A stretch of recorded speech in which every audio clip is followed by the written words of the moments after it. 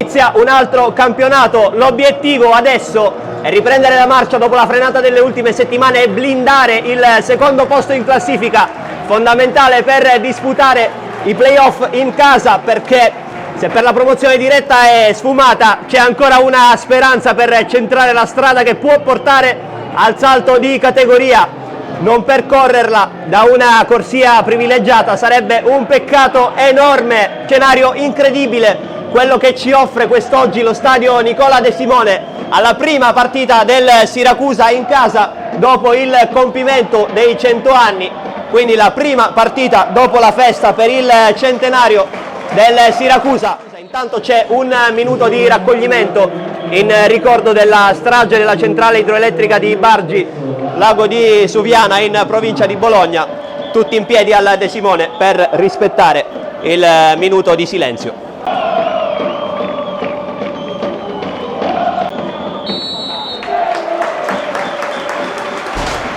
Via, si parte, inizia Siracusa Castrovillari.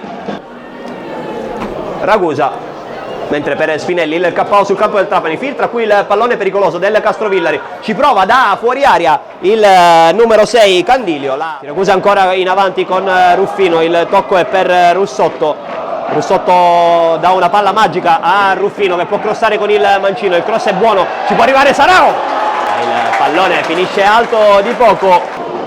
Alza la testa il numero 8, vede il movimento di Russotto e lo serve alla perfezione, il controllo di Russotto è perfetto, può andare al centro, Russotto, il pallone per Alma e il Siracusa è in vantaggio, azione stupenda da parte del Siracusa, il lancio millimetrico di Aliberta per il capitano Andrea Russotto che ha stoppato la sfera in maniera prodigiosa, è entrato in aria praticamente con tutta la palla e poi ha regalato un cioccolatino a Giuliano Alma.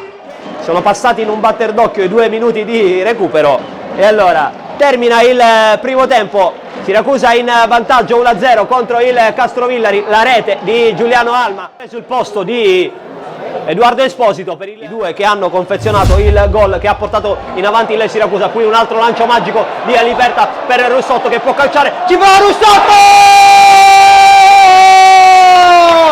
e torna al gol il capitano del Siracusa Andrea Russotto, un gol pazzesco da parte del Siracusa. Russotto con il destro, Aliberta con il mancino, parte il numero 8 che poi lascia al numero 10, il cross a uscire, ci prova Sarao.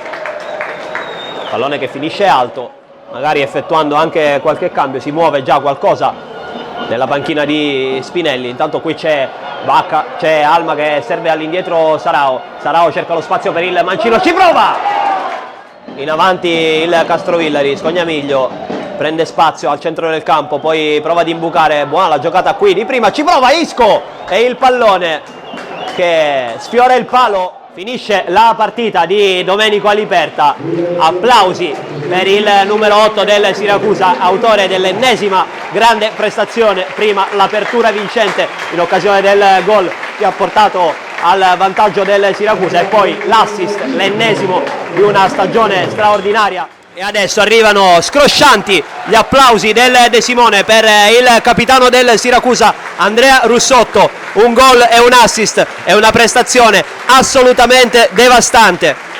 Una squadra con tante motivazioni, con la necessità assoluta di provare a vincere. Qua ancora in avanti la grande azione di Forchignone, è tutto solo davanti al portiere, Forchignone lo supera, Michele Forchignone appena entrato. Siracusa 3, Castrovillari 0, applausi e standing ovation anche per Manuel Sarao che al 71 lascia il campo a Mimmo Maggio. Candilio può controllare lo scarico all'indietro nuovamente per Isco che trova spazio, poi va giù, calcio di rigore per il Castrovillari. Devono stare tutti fuori dall'area, fischia l'arbitro, parte Coris, il tiro, Lumia è spiazzato e allora cambia il parziale al De Simone al 75esimo.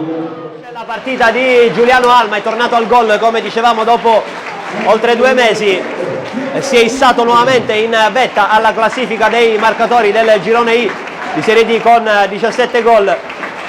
In campo al suo posto Biccio Arcidiacono. Calciare dalla bandierina, parte il cross, non ci arriva per poco Benassi, poi la rovesciata addirittura di Gozzo. Inizia a guardarsi intorno il direttore di gara, fischietto in bocca, triplice fischio, cala il sipario sul Nicola De Simone, il Siracusa ritrova la vittoria.